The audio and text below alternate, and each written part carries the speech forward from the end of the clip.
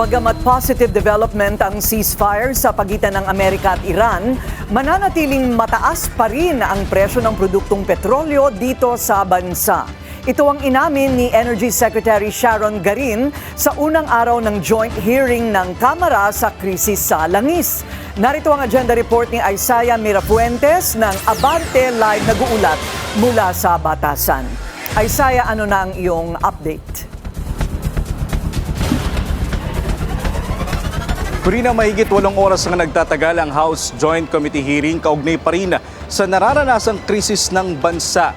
At kanina nga inamin rin ni Energy Secretary Sharon Garin na hindi malabong umabot sa 200 pesos per liter ang magiging presyo ng produktong petrolyo. Wala pang dapat ipagsaya kahit pa pinapayagan ng dumaan sa Strait of Hormuz ang mga barkong may Philippine flag. Dahil ayon mismo kay Energy Secretary Sharon Garin, nakabase ang galaw ng presyo ng krudo sa sitwasyon sa gitnang silangan. I want to ask the DOE Secretary kung totoo po na may chance na aabot ng 200 pesos ang cost ng fuel natin and kung totoo na hindi na bababa uli below 100 pesos. Is this true? Mr. Chair, will it go up to 200? Honestly, I don't know, and I don't think anybody knows yet because unfortunately we are so dependent on what's happening there. So, so it might. Pinaliwanag rin niya na hindi agad bababa ang presyo ng krudo kahit pa may ceasefire dahil hindi rin naman mai-deliver ang langis sa bansa dahil sa may mga nasirang mga oil infrastructure. Inamin rin ni Secretary Garin na 51 days na lang ang average supply ng langis sa bansa. Having said that, Mr. Chair, on gasoline, we have 57.58 days, diesel 47.26, kerosene at 106 days, 66 days for jet fuel, fuel oil at 52, and then the lowest, Mr. Chair, is 33 days for LPG. Pero mayroong 1 million barrels of fuel na raw ang dumating sa bansa at magdadagdag ito ng 10 araw sa stock ng Pilipinas. Ayon naman kay House Speaker Bogie D, nananatili sila sa kanilang mandato na protektahan ang mga Pilipino at patatagin ang ekonomiya sa harap ng krisis. Hindi tayo magkakanya-kanya, bagkos tayo po ay magsasama-sama. This is exactly the kind of whole of government response our people expect. A Congress that has chosen to work with the executive to find lasting and forward-looking solutions. Present sa pagdinig ang ilang cabinet official at mga chairperson ng 13 komite ng Kamara.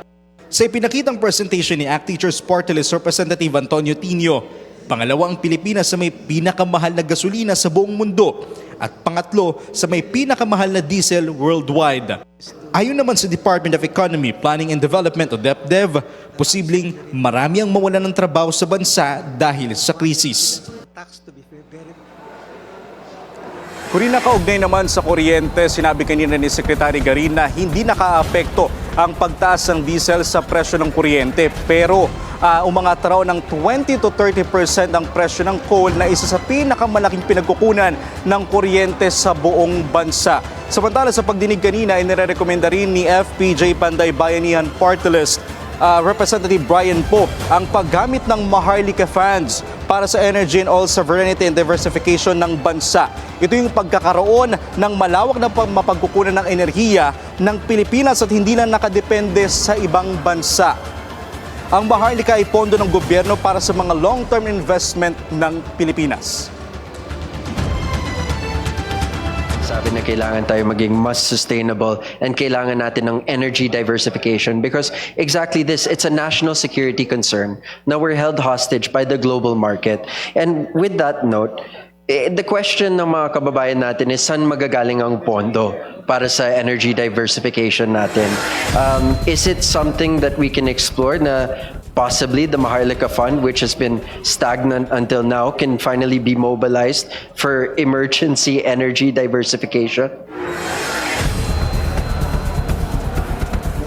At yung muna ang pinakauling balita mula dito sa Kamara, balik muna sa iyo, Purina.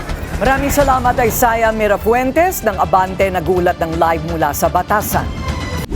Manatiling nakatutok sa Bilyonaryo News Channel. Sumubaybay sa aming social media accounts at mag-subscribe sa aming YouTube channel para sa mga bago at eksklusibong balita.